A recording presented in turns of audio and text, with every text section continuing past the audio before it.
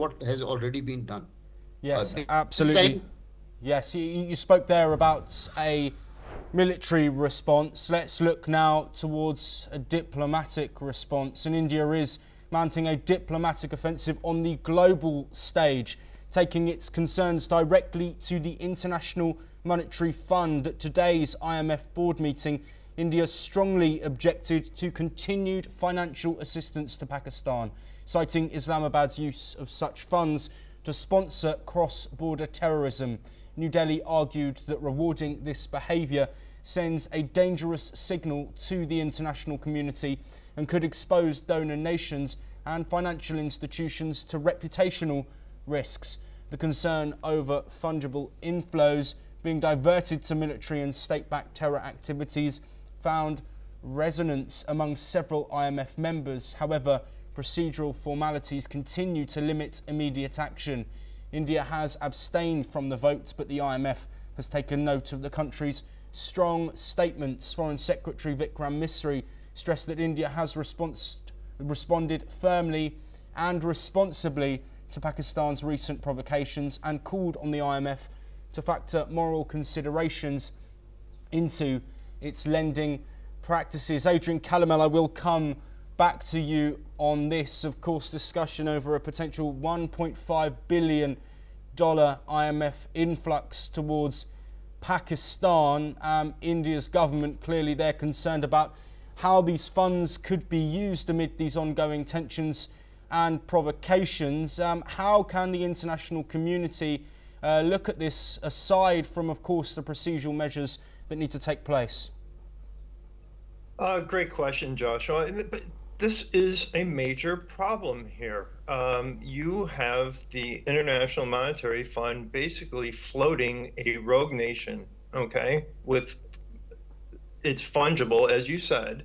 And that money is, if we examine countries such as the Islamic Republic, Pakistan, the countries that rely on this type of assistance in the past and continue to, or let's say current day Afghanistan, the Taliban are getting tremendous amounts of some. What you're doing is you're just propping them up, and that money is being siphoned off the top.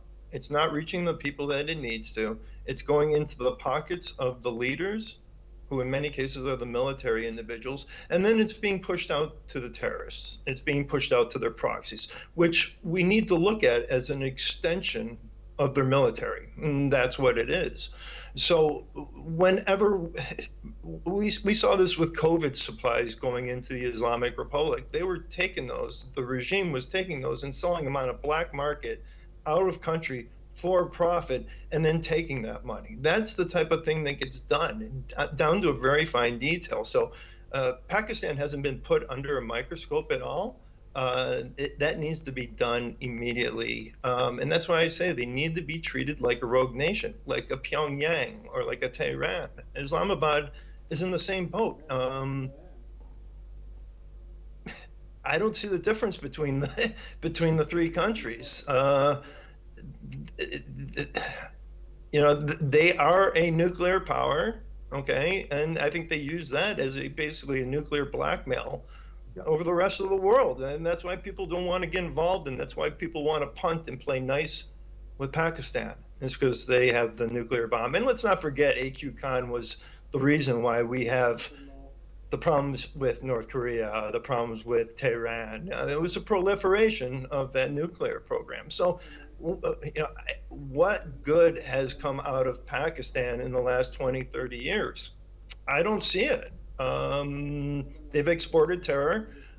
You look at Al-Qaeda in the Indian subcontinent, which the Obama administration called the mothership or the core Al-Qaeda. That's KSM, that's Bin Laden, that's Zawahiri, that's,